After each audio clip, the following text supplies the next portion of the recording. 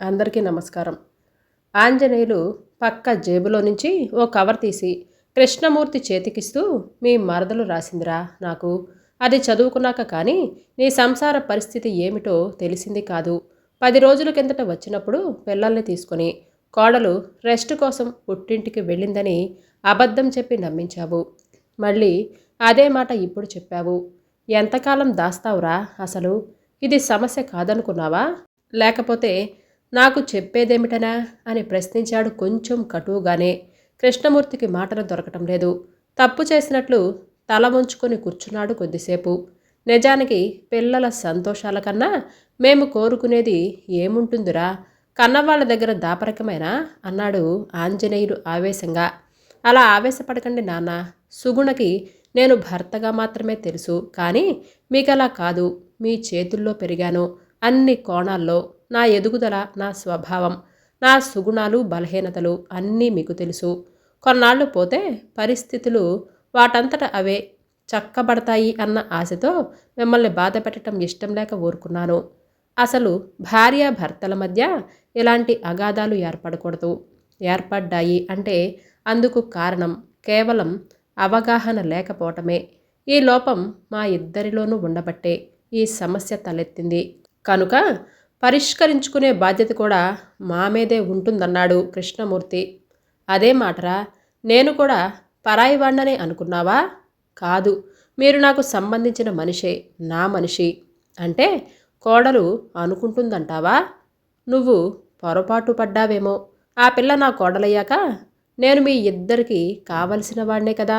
అది మన దృష్టిలో. సుగుణకి ఆ ఉద్దేశం లేదు నాన్న. ఇప్పుడే కాదు, పెళ్ళైన నాటి నుంచే లేదు. లేదని చాలా ఆలస్యంగా తెలుసుకున్నాను. తెలుసుకున్న వెంటనే ఆమె అభిప్రాయాలకు అనుగుణంగా నా పద్ధతిని మార్చుకుందాం అని అనుకున్నాను. కానీ అప్పటికే జరగాల్సిన డ్యామేజీ జరిగిపోయింది. ఆంజనేయులు కొన్ని క్షణాలు కొడుకుని పట్టి పట్టి చూస్తూ ఉండిపోయారు. ఇద్దరి మధ్య నిశ్శబ్దం. ఆ నిశ్శబ్దాన్ని భరించలేకపోయాడు కృష్ణమూర్తి. కూర్చొని ఉండండి నాన్న, నేను వెళ్ళి కాఫీ కలిపి తెస్తాను అని అంటూ లేచి కిచెన్లోకి వెళ్ళాడు.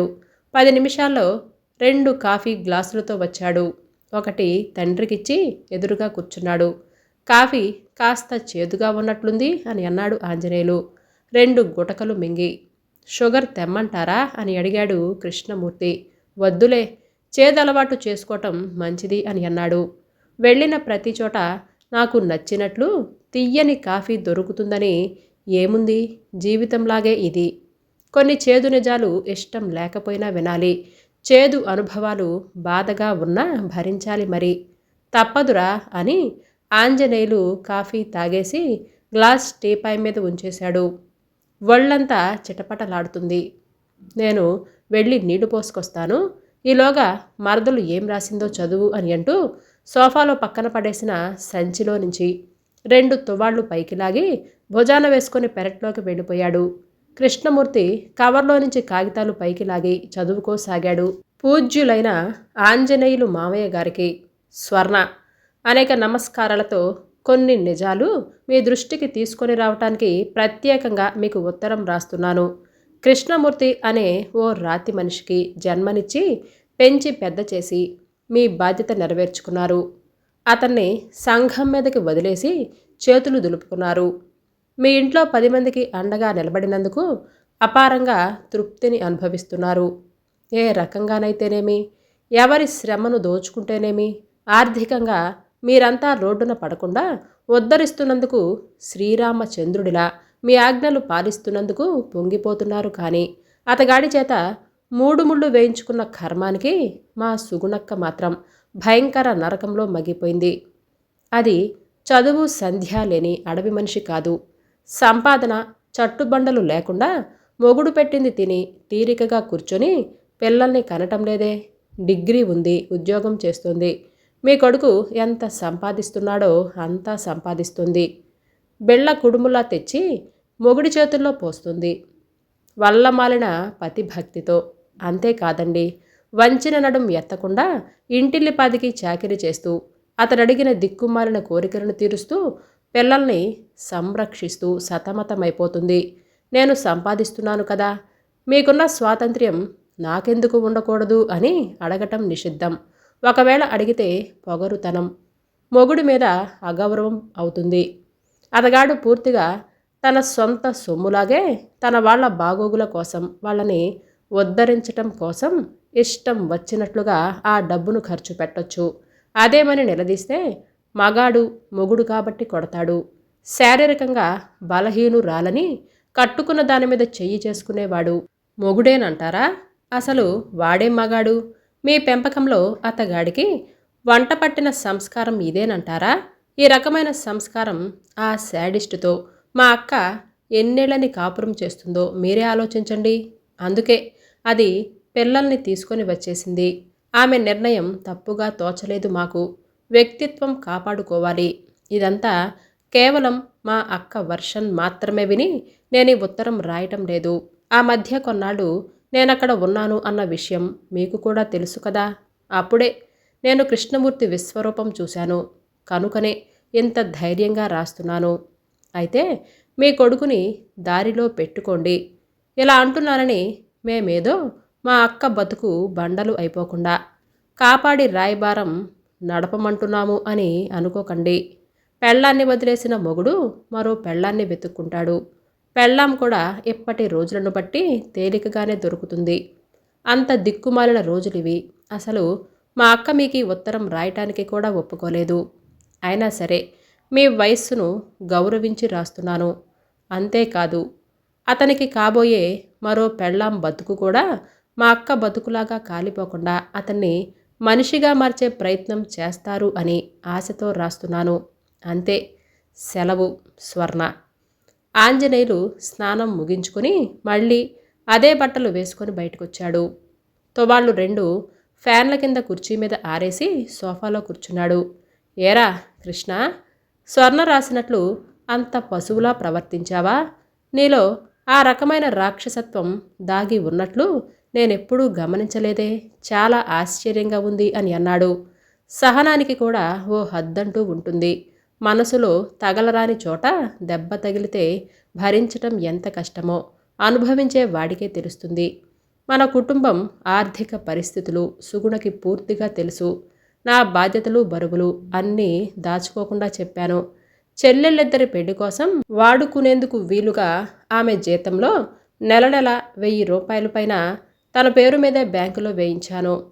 చెల్లెళ్ళ పెళ్ళిళ్ళు 2 ఒకే ముహూర్తానికి చేయాల్సి రావటంతో 30,000 ఖర్చు పెట్టడం తప్పనిసరైంది.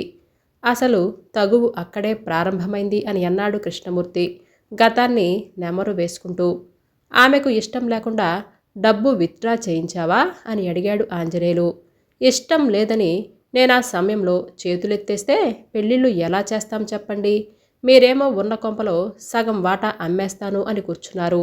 తరతరాల ఇల్లు, దాన్ని నిలబెట్టుకోవాలి అనే తపన ఎలాగో. డబ్బు చేతిలో ఉంది, అది ఖర్చు పెడితే ఇల్లు నిలబడుతుంది కదా, ఆ మాటే చెప్పాను. కానీ సుగుణకి మాత్రం ఆ ఊళ్ళో ఇల్లు కొనాలన్న కోరిక లేదు. చివరికి డబ్బు డ్రా చేసిందనుకోండి, బహుశా లోకం నిందిస్తుంది అన్న భయమో, లేదా భర్తగా నాకున్న అధికారాన్ని ప్రదర్శించి తమ శ్రమ శక్తిని దోచుకుంటున్నాను అన్న అసహ్యమో ఉండే ఉండాలి. ఏదేమైనా అప్పటినుంచి మా మధ్య ఓ సరిహద్దు ఏర్పడింది. సుమారు 1.5 ఏడాది అయిపోయిందన్నాడు కృష్ణమూర్తి బాధ దాచుకునే ప్రయత్నం చేస్తూ. ఆంజనేయులకి కొడుకు సంసార పరిస్థితి ఏమిటో చాలా వరకు అర్థమైపోయింది. స్వర్ణ రాసిన ఉత్తరం చదవగానే ఆ సంగతి నాకు తెలిసిపోయిందిరా కృష్ణ, అందుకే బయలుదేరాను. అన్ని ఏర్పాట్లు చేసుకునే వచ్చాను అని అన్నాడు. అంటే అని అడిగాడు కృష్ణమూర్తి తెల్లబోతూ. ఇంటి మీద మమకారం చంపుకొని సగ భాగం అమ్మేశాను 60,000 రూపాయలకి. 20,000 దాకా అప్పులు తీర్చేశాను. మిగిలిన 40,000 డ్రాఫ్ట్ కట్టి తెచ్చాను. అది కోడలి చేతిలో పెట్టేస్తే డబ్బు సృష్టించిన ఈ సమస్య తీరిపోతుంది అని నా నమ్మకం. నేను అసమర్థుడిని అని మీరు నిర్ణయించుకున్నట్లేనా నాన్నా అని అడిగాడు కృష్ణమూర్తి బేలగా. నువ్వొట్టి పిచ్చి సన్నాసివిరా కృష్ణ. శక్తికి మించిన బాధ్యతలు నెత్తిన పడ్డా మధ్యతరగతి వాళ్ళు ఎప్పుడూ అసమర్థులేరా. లోకం సంగతి పక్కన పెట్టు. మన సమర్థత ఏమిటో మనకి తెలుసు. ఆత్మ వంచన వద్దు. వ్యక్తిగతంగా నీ మటుకు నువ్వు సుగుణ సంపాదన లేకపోతే ఆ శుభకార్యాలు చెయ్యగలిగేవాడివేనా? చెయ్యలేవు. ఇదంతా ఆలోచించే. ఆనాడు ఇల్లు తెగనమ్ముతానంటే నువ్వు పడనివ్వలేదు. మరో పక్క ఇల్లు నిలబెట్టుకుందాం అన్న నీ కోరిక. జరిగిందేమిటి? ఇల్లు నిలబడిందేమో కానీ నీ సంసారం కూలిపోయే పరిస్థితి దాపురించింది. ఇప్పుడు చూస్తూ ఊరుకోవటం నా వల్ల కాదు. అందుకే తెగించాను. డబ్బు సుగుణ చేతిలో పెట్టేస్తే ఆమె తృప్తి పడుతుంది. అటు నుంచి అటే రాజమండ్రి వెళదాము అని వచ్చాను. సమస్యకి పరిష్కారం ముఖ్యం. సమర్థతలు అసమర్థతలు బ్యారేజు వేసుకోవటం కాదు. మరి నేను బయలుదేరతాను. ఎంత త్వరగా పనైతే అంత త్వరగా వచ్చేస్తాను. అదృష్టం కలిసి వస్తే కోడల్ని పిల్లల్ని తీసుకొని వస్తాను అని అంటూ ఆంజనేయులు ఆరిన తువ్వాళ్ళు మడతపెట్టి చేతి సంచిలో కుక్కేసి లేచి నిలబడ్డాడు. పదండి, మిమ్మల్ని కాంప్లెక్స్లో దింపుతాను అని అంటూ కృష్ణమూర్తి కూడా లేచాడు. డాబా మీద పెట్టగోడని ఆనుకొని నిలబడి ఏదో వీక్లీ పేజీలు తిప్పుతుంది స్వర్ణ. 3 రోజులున్నాడు. జరిగిన తన పెళ్లి చూపుల సన్నివేశాలే గుర్తుకొస్తున్నాయి ఆమెకు. పెళ్ళికొడుకు హోదాలో వచ్చిన రాజేశ్వర్ తనతో 10 నిమిషాలు పర్సనల్గా మాట్లాడటానికి పర్మిషన్ అడిగాడు. పర్మిషన్ దొరకగానే డాబా మీదకి వచ్చారు. ఎదురెదురుగా కుర్చీల్లో కూర్చున్నారు. ఉద్యోగం చేసే పిల్లను చేసుకోవాలి అని నా ఉద్దేశం స్వర్ణగారు. అందుకు కారణం నా మీద ఉన్న బాధ్యతలు అవసరాలు. మీరు ఎంకామ్ పాస్ అయ్యారు. ఏవేవో ఇంటర్వ్యూలకు వెళ్ళొచ్చారు అని తెలిసింది. ఒకవేళ ఉద్యోగం వస్తే చేయటానికి మీకు అభ్యంతరం లేదు కదా?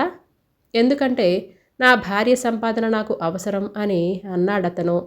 మీ అవసరాలు దృష్టిలో ఉంచుకొని మీరు పెళ్లి చేసుకుంటారు. అంతేకాని అమ్మాయి రూపం చదువు నచ్చి కాదన్నమాటేగా అని అడిగింది తను. అవన్నీ నచ్చాయి కనుకనే ఈ విషయం మీద డిస్కస్ చేస్తున్నాను. అదృష్టం కలిసి వచ్చి మనం పెళ్లి చేసుకుంటే మీరు ఉద్యోగస్తురాలైతే మీ సంపాదనతో పాటు నా బాధ్యతలు నెరవేర్చుకోవటానికి ఉపయోగించాల్సి ఉంటుంది. భార్య సంపాదన లేకపోతే బాధ్యతలు నెరవేర్చుకోలేని దరిద్రుడివా నువ్వు అని మీరు అడగవచ్చు. ఆ మాట ఒప్పుకోను, కానీ మధ్యతరగతి వాళ్ళము అని నేను అంగీకరిస్తాను. అందుకే బాంధవ్యాలకి బందీ అయిపోయాను. ఏ ధైర్యంతో నా సంపాదనని నీ సొంతంలా ఖర్చు పెడదామనుకున్నావు అన్న ప్రశ్న వస్తుందేమో. నాకు భారీగా వచ్చిన స్త్రీ నా జీవితంలోనే కాదు, నా కుటుంబంలో ఓ భాగమవుతుంది అన్నది సత్యం. ఇది తరతరాలుగా సాగుతున్నదే. ఈ రకం లాంటి ఒప్పందాలు గతంలో జరిగి ఉండకపోవచ్చు. ప్రస్తుతం ఆర్థిక వ్యవస్థలో ఇది తప్పనిసరవుతుంది. నా ఆలోచనలు మీకు నచ్చకపోయినా, మీకు అభ్యంతరాలు ఉన్నా, లేదా నాకున్న కమిట్మెంట్స్ లాంటివి మీకేమైనా ఉన్నా దాపరికం లేకుండా చెప్పండి. వాటి స్థాయిని బట్టి, తీవ్రతని బట్టి పరస్పరం ఓ అండర్స్టాండింగ్కి వద్దాం. తొందర లేదు. బాగా ఆలోచించుకొని నాకు తెలియజేయండి. అది నేను మీకు నచ్చితేనే రండి. నెల కాకపోతే 2 నెలలు టైం తీసుకోండి. మీ నుంచి కబురు వచ్చేదాకా నేను వెయిట్ చేస్తాను అని అంటూ కుర్చీలో నుంచి లేచాడు రాజేశ్వర్. అతను మెట్ల దాకా వెళ్ళి క్షణమాగాడు. ప్రశ్నార్థకంగా చూసింది తను. స్వర్ణగారు, పెళ్లి చూపులకు వచ్చినప్పుడే ఈ విషయాలు అన్నీ మాట్లాడటం దేనికని మీకు ఆశ్చర్యంగా ఉండవచ్చు. సంసారంలో పడ్డాక డబ్బు వ్యవహారాలతో కలతలు మొదలై ఆనందాన్ని అనుభూతులని దూరం చేసి బతుకును దుర్భరం చేస్తున్నప్పుడు బాధపడటం కంటే ముందే ఓ అవగాహనకి రావటం మంచిది అనే భావంతో మీకు చెప్పాను. ఆ పైన మీ ఇష్టం, సెలవు అని అంటూ మెట్లు దిగసాగాడు. అతన్నే మౌనంగా అనుసరించింది. సగం మెట్లు దిగాక రాజేశ్వర్ గారు, పెళ్లికి ముందే నాకు ఉద్యోగం రాలేదు అని అనుకుందాం. నాకు ఉద్యోగం వేయించటానికి మీరు ప్రయత్నిస్తారా అని అడిగింది తను. సన్నగా నవ్వాడతను.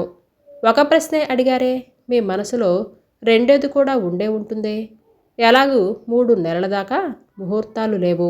ఈలోగా ఉద్యోగం రాకపోతే ఇంతే సంగతులు అని. అవునా? మీరు నాకు నచ్చారు. మీరన్నట్లు పెళ్లిలోగా రాకపోతే తర్వాత నేనే ప్రయత్నిస్తాను అని అన్నాడు. అతను వెళ్ళిపోయినా అతని మాటలు తనలో చాలా సంచలనాన్ని సృష్టించాయి. అదే పనిగా గుర్తుకొచ్చాయి. రూపంలో అతను గొప్ప అందగాడు కాదు. చూసి చూడగానే గొప్ప ఆకర్షణ కూడా ఏమీ లేదు. కానీ అతని మాటల్లో ఏదో శక్తి ఉంది. బహుశా వాస్తవ దృష్టై ఉంటుంది. సామాజిక ఆర్థిక పరిస్థితులకి జీవిత విధానాన్ని మలుచుకునే తపన కావచ్చు. మరి సుగుణక్క కృష్ణమూర్తి పెళ్లికి ముందు ఈ రకమైన అంగీకారానికి రాలేదా? తన బరువు బాధ్యతల గురించి కృష్ణమూర్తి సుగుణక్కకి వివరించి ఆమె సహకారం కోరి ఉండకపోతే అది అతని తప్పే. అతని వల్ల ఆ తప్పే జరిగి ఉంటే పెళ్ళయ్యాక భర్తగా తన అధికారాన్ని, ఆధిపత్యాన్ని ప్రశ్నించే ధైర్యం ఆమెకు ఉండకూడదు అన్న అహంకారం అందుకు కారణం కావాలి. ఒకవేళ చెప్పే ఉంటే మొదట్లో ఒప్పుకున్న సుగుణక్క తర్వాత కాలంలో అప్పటి ఆర్థిక ఒత్తిడులకు అడ్జస్ట్ కాలేక ప్రతిఘటించి ఉండవచ్చు. మొత్తం మీద ప్రస్తుతం వాళ్ళ సంసార దుస్థితికి ఇద్దరి బాధ్యత ఉండి తీరాలి. ఈ ఆలోచన రాగానే స్వర్ణ మొట్టమొదటిసారిగా జరిగిన పరిణామాలు అన్నీ కృష్ణమూర్తిని దోషిని చేసి తీవ్రంగా దూషిస్తూ ఆంజనేయులు గారికి లెటర్ రాసినందుకు లోపల చాలా బాధపడింది. పాపం పెద్ద ఆయన ఎంత బాధపడ్డాడో లోపల. 40,000 డ్రాఫ్ట్తో ఆయన వచ్చిన నాటి దృశ్యం ఆమె మనోనేత్రం ముందు కదిలింది. భారంగా నిట్టూర్చింది. చుట్టూ మసక చీకట్లు ముసురుకుంటున్నాయి. చదవకపోయినా చూస్తున్న వీక్లీలోని అక్షరాలు మసకబారుతున్నాయి. సుందరం అంకుల్ ఇంటికి వెళ్ళిన అమ్మ సుమక్క ఏ వేళకి వస్తారో తెలియదు అని అనుకుంటూ డాబా మీద నుంచి కిందకు వెళ్ళింది. అమ్మా, బాబుగారు వచ్చేశారమ్మా అని అంది హాలుడుస్తున్న పని మనిషి. ఎంతసేపైంది అని అడిగింది స్వర్ణ. 10 నిమిషాలైందమ్మా. బట్టలు మార్చుకొని గదిలో కూర్చున్నారు. మీరు కిందకి వస్తే కాఫీ తెమ్మని చెప్పమన్నారు. స్వర్ణ వీక్లీని సోఫాలో పడేసి కిచెన్లోకి నడిచింది. 2 కప్పులతో కాఫీ తీసుకుని కుటుంబరావు గదిలోకి వెళ్ళింది. రా బేబీ, సుందరం అంకుల్ ఇంటికి వెళ్ళలేదేం అని అడిగాడు కుటుంబరావు స్వర్ణ చేతిలో నుంచి ఒక కప్పు అందుకుంటూ. నేనెందుకు డాడీ అని అంది స్వర్ణ ఆయనకి ఎదురుగా ఉన్న ఓ కుర్చీలో కూర్చుంటూ. సరే కానీ రాజేశ్వర్ విషయంలో నీ అభిప్రాయం చెప్పలేదేం అని అడిగాడాయన కాఫీ ఒక్కొక్క చుక్క చప్పరిస్తూ. ఇంకా ఏమీ అనుకోలేదు డాడీ. కాస్త తొందరగా చెబితే బాగుంటుందేమో. కుర్రాడు కాస్త అందగాడు కాకపోయినా బుద్ధిమంతుడు. చాలా ప్రాక్టికల్ మైండ్. Very open. ఖాళీ కప్పు కింద పెట్టాడు. సిగరెట్ ముట్టించి 2 దమ్ములు లాగి గాల్లోకి వదిలాడు. అయినా నా పెళ్లికి ఇప్పుడు తొందరేం వచ్చింది? ముందు అక్క సంసారం చక్కబడనివ్వండి అని అంది స్వర్ణ. నీకింకా ఆ ఆశ ఉన్నట్లుగా ఉంది. Now it is the breaking point. సుగుణే కాదమ్మా, మీ మమ్మీ కూడా పూర్తిగా తెగదెంపులు చేసుకోవాలి అన్న ఉద్దేశంలోనే ఉంది. నిప్పులో నెయ్యి పోస్తుంది. అందులో భాగమే సుందరం అంకుల్ దగ్గరికి వెళ్ళటం. ఆయన గారి హోదా తెలుసు కదా నీకు. ఎంపీ. ఆయన తలుచుకుంటే సుగుణక్కకి అక్కడి నుంచి ఈ ఊరు ట్రాన్స్ఫర్ అవ్వటం చాలా తేలిక. భౌతికంగా కూడా దూరం పెరుగుతుందమ్మా అని కుటుంబరావు పైన తిరుగుతున్న ఫ్యాన్ వైపు చూస్తూ అన్నాడు. డాడీ, ఇంత జరుగుతున్నా మీరు మౌనంగా ఉండిపోయారు. అక్క నిర్ణయాన్ని ఒప్పుకున్నారా? మౌనంగా ఉన్నంత మాత్రాన అర్థం అదేనా? అయినా ఎలా ఆమోదిస్తాను బేబీ? ఆమోదించటానికి, అభినందించటానికి, ఇదేమైనా సమస్త స్త్రీలోకాన్ని ఉద్ధరించటానికి సుగుణ లేవదీసిన మహోన్నతమైన విప్లవ ఉద్యమం అంటావా? భవిష్యత్తు పట్ల దురాలోచన, వివాహబంధమంటే సరైన అవగాహన, ఒక మగవాడి జీవితంలో భాగమయ్యాక వచ్చిపడే కొత్త కొత్త బాధ్యతల్ని కర్తవ్యం స్వీకరించే హృదయ వైశాల్యం లేని తొందరపాటు చర్య అని నేననుకున్నాను. ఇంత తెలిసి మరి మీరు మమ్మీని, సుగుణక్కని ఎందుకు వారించటం లేదు డాడీ? బేబీ, హృదయాన్ని మదించే ప్రశ్న వేశావు. పాల సముద్రాన్ని మదిస్తే అమృతం, హాలాహలం రెండూ పుట్టాయంటారు. నా హృదయంలో అమృతం లాంటి అనుభూతులు లేవు బేబీ. నా స్వేచ్ఛని, స్వాతంత్ర్యాన్ని, వ్యక్తిత్వాన్ని చంపేసి కేవలం వారి సత్యాన్ని ప్రసాదించిన హాలాహలం ఉంది. ఎందుకిలా అయిపోయాను నేను అని నన్ను నేను ప్రశ్నించుకున్నప్పుడు నా ముఖం నాకే పగిలిన అద్దంలో ప్రతిబింబంలో వికృతంగా కనిపిస్తూ ఉంటుంది. కొందరి జీవితాల్లో అలా రాసిపెట్టి ఉంటుంది.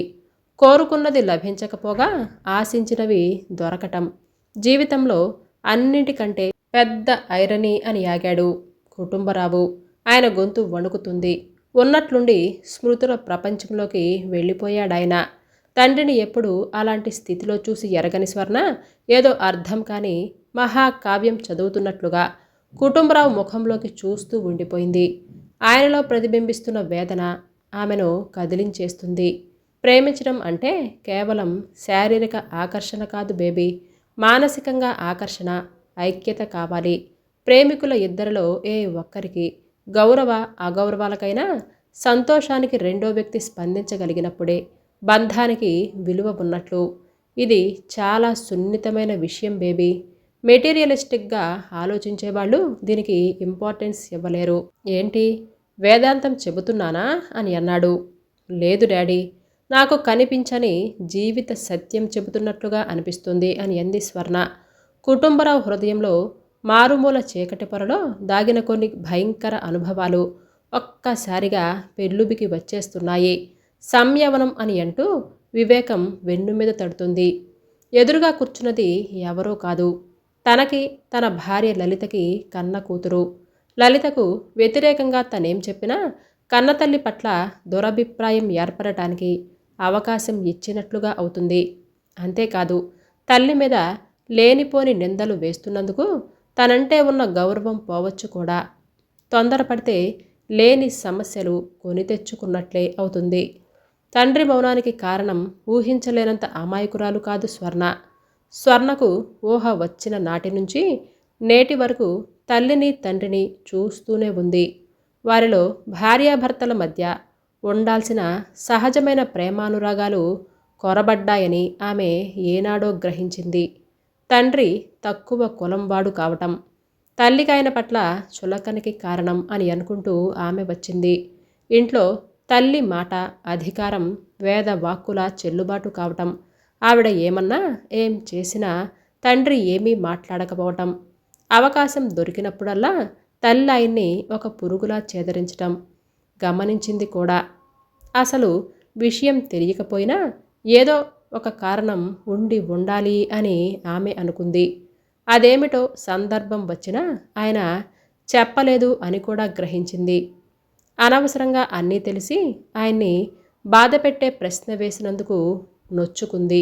మీ తాతగారు నా అనాథ బతుకును, నా కులాన్ని అసహించుకునేవారు బేబీ. మీ మమ్మీ నాలో తనకి కనిపించిన అందాన్ని, నా ఇంటెలిజెన్స్ని, నా నేచర్ని కాలేజీ రోజుల్లో ఇష్టపడింది. ఎన్నో విధాలుగా నాకు నచ్చజెప్పి పెళ్లి కొప్పించింది. మీ తాతయ్య ఒప్పుకోలేదు. రిజిస్టర్ మ్యారేజ్ చేసుకున్నాం. ఆయన మొండితనంతో బంధం తెంపేసుకున్నాడు. 6 ఏళ్లపాటు మా ముఖం కూడా చూడలేదు. పోయే ముందు మాత్రం కబురు చేసి మగపిల్లలతో సమానంగా 4వ వాట ఆస్తిని మీ మమ్మీకి రాశారు.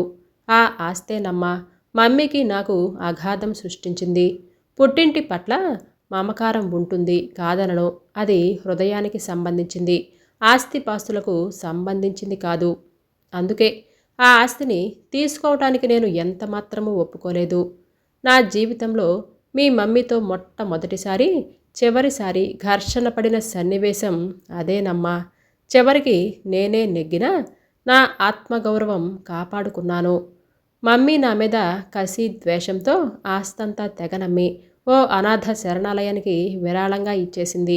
ఆనాటి నుంచి నేను ఈ మౌనాన్ని ఆశ్రయించుకున్నాను. ఎవరు నన్ను ఖాతరు చేయరు, నన్ను ఒక మనిషిగా గుర్తించరు. అలాంటప్పుడు నేనెవరిని ఒప్పించగలను అని అన్నాడు. నీకున్న సహనం బావకి ఎందుకు లేదు డాడీ? అక్క దురుసుగా మాట్లాడినందుకు దాన్ని కొట్టటం 2-3 సార్లు ప్రత్యక్షంగా చూశాను అని అడిగింది స్వర్ణ అమాయకంగా.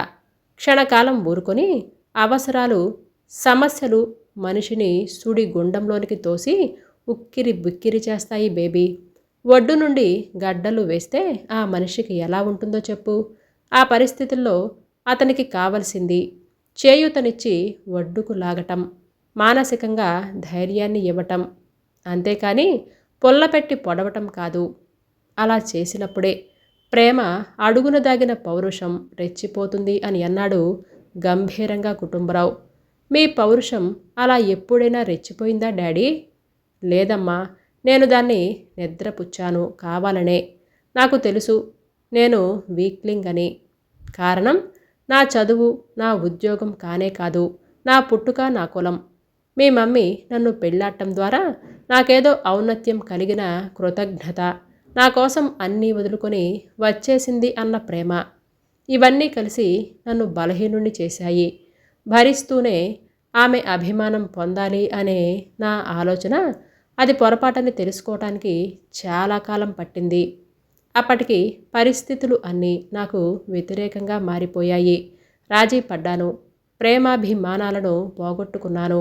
కానీ మనుషుల్ని కాదుగా. బావ విషయంలో అలా ఎందుకు జరగలేదంటారు? నాకు బాధ్యతలు లేవమ్మా. కానీ కృష్ణమూర్తికి అలా కాదు. అతని తల మీద మోయలేని బరువులు ఉన్నాయి. వాటిని దించుకోవటానికి నిత్య సంఘర్షణ, పోరాటం సాగిస్తున్నారు. మానసికంగా ఒత్తిడికి గురవుతున్నారు. సంపాదించే భార్య సహకారం కావాల్సింది అక్కడే బేబీ. సుగుణ సహకరించింది, కాదనను. కానీ బాధ్యతగా భావించో, అతన్ని అర్థం చేసుకునే కాదు. మాట పడిపోతాను అనే భయం వలన క్రమంగా అది కృష్ణమూర్తి అంటే ద్వేషంగా మారింది. మంచి చెడుల విచక్షణ పోయింది. అనుక్షణం అతనికి మనశ్శాంతి లేకుండా చేసింది. నోటికొచ్చినట్టు మాట్లాడింది. తట్టుకోలేక ఏం చెయ్యాలో తోచని అయోమయంలో దౌర్జన్యం చేశాడు. ఆ కోపాన్ని మరో రకంగా బయట పెట్టలేక, కట్టుకున్న భార్యని కన్విన్స్ చేయలేక. నీకు తెలుసు కదా, పిల్లల్ని తీసుకుని సుగుణ వచ్చేసింది. తర్వాత కృష్ణమూర్తి ఎన్నిసార్లు వచ్చాడో, తిరిగి రమ్మని ఎంతగా ప్రాధేయపడ్డాడు. మీరంతా అతన్ని పొడిచి పొడిచి మనసుకి తూట్లు చేసి పంపించారు.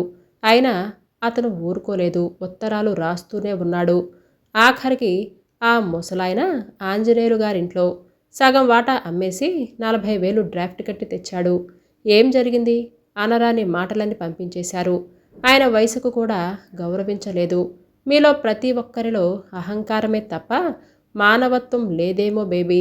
కుటుంబరావు గొంతులో కాఠిన్యం తొంగి చూసింది. స్వర్ణ నిర్ఘాంతపోయింది. డాడీలో అంత ఆవేదన గూడు కట్టుకున్నట్లు ఎప్పటిదాకా గ్రహించలేకపోయినందుకు కుంగిపోయింది. క్షమించండి డాడీ అని అంది. ఇప్పుడు కావాల్సింది క్షమించుకోవటం కాదు బేబీ. సుగుణ సంసారం పూర్తిగా విచ్ఛిన్నం కాకుండా చూడటం. ఆ ఒక్కటి చేతనైతే దానిలో మార్పు తేవటానికి ప్రయత్నించు. సంసారాలు కోల్చటం తేలికే, కానీ సరిచేయటం చాలా కష్టం. ఆ పసివాళ్ళని చూడు. కృష్ణమూర్తి మీద కోపం పిల్లల మీద చూపిస్తుంది.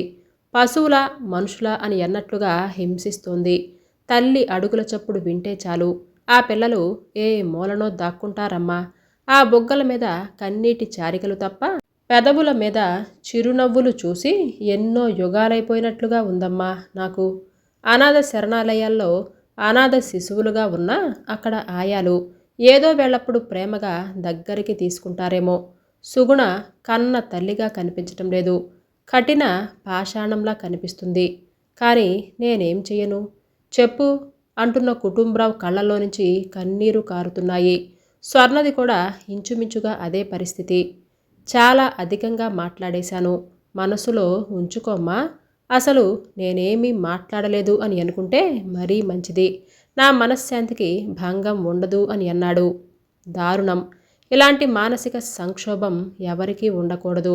స్వర్ణ మనసులో తండ్రి పట్ల ఒక్కసారిగా అంతులేని జాలి కలిగింది. కళ్ళు తుడుచుకుంది. బేబీ, మరొక కప్పు కాఫీ తీసుకురామ్మా. ఎందుకో మళ్ళీ తాగాలనిపిస్తుంది అని అన్నారు. ఆయనకి కాఫీ తెచ్చిచ్చింది. ఇదిలా ఉండగా సిగరెట్ పొగ వదులుతూ, చెప్పు స్వర్ణ, ఏమిటిలా వచ్చావు హఠాత్తుగా? ఏదైనా ఉద్యోగం వచ్చిందా? సుగుణా పిల్లలు కులాసాయేనా? గత నెలలో పెద్ద పిల్ల ప్రేమ పుట్టిన రోజుకి అందేలా పంపిన బట్టలు సరిపోయాయా? నన్ను తలుచుకుందా? ఇంకా 5 ఏళ్లే కదా, అంత ఆలోచన ఉండదు. పైగా కొత్త బట్టల మోజులో పడిపోయి ఉంటుంది. రవికి బాగా మాటలు వస్తున్నాయా అని ప్రశ్నల వర్షం కురిపించాడు కృష్ణమూర్తి. స్వర్ణ కళ్ళార్పకుండా అతన్నే చూస్తూ ఉండిపోయింది చాలాసేపు. సుగుణ రోజు ఆఫీస్కి వెళుతుందా? ట్రాన్స్ఫర్ అయ్యి 3 నెలలవుతుందంట కదా. ఆ వాతావరణానికి అలవాటు పడిపోయి ఉంటుంది. అయినా సొంత ఊరు కదా, కొత్తంటూ ఏమీ ఉండదు. మీ వాళ్ళంతా బాగున్నారా? అన్నట్లు రాజేశ్వర్ సంగతి ఏం చేశావు? ఆ మధ్యన ఓ నెల కిందట అనుకుంటాను మీ డాడీ ఏదో ఒక పని మీద వచ్చినప్పుడు నన్ను కలిశారు. నీ గ్రీన్ సిగ్నల్ కోసం ఎదురు చూస్తున్నాడని. నచ్చలేదా నీకు అని మళ్ళీ అడిగాడు. బావా, ఒక్క ప్రశ్నకైనా సమాధానం చెప్పనిస్తావా? నువ్వే అడుగుతూ ఉంటావా? ఇలా అయితే మరి కాసేపటికి అసలేమడిగావో మర్చిపోయే స్టేజీ వస్తుంది అని అంది స్వర్ణ. కృష్ణమూర్తి నిర్జీవంగా నవ్వాడు. నీ ప్రశ్నలు అన్నింటికీ ఒకటే సమాధానం. అంతా కులాసా. అందరూ ఎవరి రొటీన్లో వాళ్ళున్నారు. ప్రేమ రవి తప్పించి అని అంది స్వర్ణ ఎటో చూస్తూ. అవును, వాళ్ళు ఎలా ఉంటారో ఎలా ఉన్నారో నేను ఊహించగలను. వాళ్ళు నా పిల్లలు కదా, అందుచేత నా పోలికలే వచ్చుంటాయి. కాకపోతే చిన్న తేడా. నేను మానసికంగా బాధపడుతున్నాను, వాళ్ళు శారీరకంగా హింసను అనుభవిస్తూ ఉంటారు. మాకు పట్టిన దుర్దశ పగవాళ్లకు కూడా రాకూడదు స్వర్ణ పొంగుకొస్తున్న దుఃఖంతో చెప్పాడు. ఆ మాటలు విని స్వర్ణ హృదయం కరిగిపోతుంది. దీనికి పరిష్కారం ఆలోచించావా బావా? పరిష్కారమా? ఎంతో కాలం పట్టదనుకుంటాను. ఎందుకంటే సుగుణ డైవోర్స్కి నోటీస్ పంపించింది మొన్ననే. ఏం నిర్ణయం తీసుకున్నావు? నేనేం నిర్ణయించుకుంటాను స్వర్ణ? అసలు నా నిర్ణయాలు ఆలోచనలు ఎవరికీ అక్కర్లేదు. రాబోయే పరిణామాల కోసం ఎదురు చూస్తున్నాను.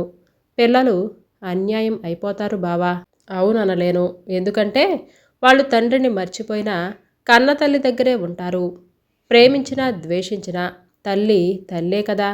అక్క మనసులో పిల్లలంటే ద్వేషం తప్ప ప్రేమ లేదు బావా. తలచుకుంటేనే నాకు భయం పుడుతుంది. అది వాళ్ళని పెట్టే చిత్రహింసలు చూసి భరించలేకపోతున్నాను. నిజమే, భరించటం కష్టం. కానీ నువ్వు చేయగలిగింది ఏమీ లేదు. నేను ఆపగలిగేది లేదు. చేయగలిగింది లేకేం బావా, అది చెప్పటానికే వచ్చాను. ఈ ఇంట్లో నీ మనసులో అక్క స్థానం నాకివ్వు బావా. పిల్లల బాధ్యతని ఆనందంగా మోస్తాను. అన్ని విధాలా సహకరిస్తాను. నువ్వు నాకు అర్థం కాకముందు నిన్ను నేను అసహించుకున్నాను. అర్థమయ్యాక జాలిపడ్డాను. క్రమంగా నువ్వంటే ప్రేమతో కదిలిపోయాను. నా ఉద్దేశాన్ని డాడీకి చెప్పాను.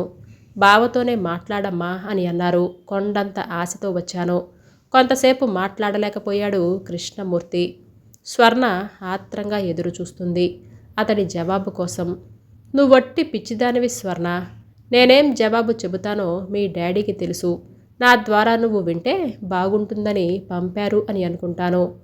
నువ్వు ప్రేమ అనుకుంటున్నది నా మీద కలిగిన జాలికి తొడిగిన అందమైన ముసుగు. ఇంత త్యాగానికి తగిన గొప్పవాడిని కాదు. అహంకారంతో నా వల్ల తప్పులు జరిగాయి. వాటికి ఈ శిక్ష న్యాయమే. నా భార్య పిల్లలు దూరం అయిపోయినందుకు బాధపడుతున్న మాట నిజమే. కానీ శాశ్వతంగా తెగదెంపులు చేసుకుని సుగుణ స్థానం మరో అమాయకురాలకిచ్చి నా సుఖం నేను చూసుకునేటంత నీచుణ్ణి కాదు. సమస్యల సుడిగుండంలో చిక్కుకున్న భార్యాభర్తలు తాత్కాలిక ఆవేశాలతో కక్షలతో విడిపోవచ్చు. మళ్ళీ కలుసుకోకూడదు అని ఎక్కడుంది? మా ఇద్దరి మధ్య ఉన్నది కేవలం భౌతిక బంధం మాత్రమే కాదు స్వర్ణ, అంతకు మించిన మనోబంధం. అది తెగిపోయేది కాదు. చట్టాలకు అతీతమైన ఒక మహాశక్తి. కొన్ని ప్రత్యేక పరిస్థితులలో మాత్రమే జోక్యం చేసుకునే అవకాశం ఉంది చట్టానికి. అన్ని వేళలా కాదు.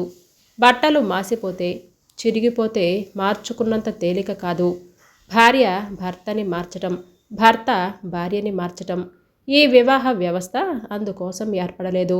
సమస్యలు ఎదురైనప్పుడల్లా పరిష్కారం కోసం కృషి చేయకుండా, నిరీక్షించకుండా భార్యాభర్తల్ని పరస్పరం రీప్లేస్ చేసుకుంటూ పోతే దానికి అంతెక్కడా? మనసుకి మమతకి స్థానం ఎక్కడా?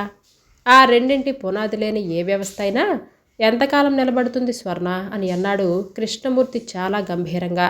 స్వర్ణ తన చెవుల్ని తనే నమ్మలేనట్లు కళ్ళప్పగించి చూస్తుంది. ఎవరికైనా ఈ వివాహ వ్యవస్థ పట్ల అలాంటి అభిప్రాయం ఉంటే అది పూర్తిగా దురభిప్రాయం. అదే వాస్తవం అని అనుకుంటే భ్రమ అని అన్నాడు కృష్ణమూర్తి. సుగుణక్క విడాకులు కోరుతుంది బావా అని అంది. కావచ్చు. ఆమె ఇష్టానికి అనుగుణంగా నేను చట్టానికి తల వంచే అవకాశం లేకపోలేదు. ఆ తర్వాత జరిగేదేమిటి? ఈ ప్రశ్నకి కాలమే జవాబు చెబుతుంది. నాకు మనసు మీద మమతల మీద నమ్మకం చావలేదు, చావదు కూడా. సుగుణలో మార్పు కోసం నా మనిషిగా మారటానికి ఎదురు చూస్తూ ఉంటాను. నీ నిర్ణయం మార్చుకో స్వర్ణ. నీకోసం 1000 కళ్ళతో నిరీక్షిస్తున్న రాజేశ్వర్ని గురించి ఆలోచించు. నీ భవిష్యత్తుని సుఖమయం చేసుకునేందుకు మా అనుభవాలు నీకు ఉపయోగపడతాయేమో. I wish you all the best. ప్లాస్కో టీ ఉంది, తెస్తాను, కూర్చో అని అంటూ కృష్ణమూర్తి లేచి కిచెన్లోకి నడిచాడు. సజల నేత్రాలతో అతను వెళ్ళిన వైపు చూస్తూ ఉండిపోయింది స్వర్ణ. హాయ్ అండి, ఈ కథ మీకు నచ్చిందా అండి? అయితే లైక్ చేయడం, సబ్స్క్రైబ్ చేయడం, షేర్ చేయడం మర్చిపోవద్దు. రేపు మరలా సరికొత్త వీడియోతో మీ ముందుకు వచ్చేస్తాను. అంతవరకు బాయ్.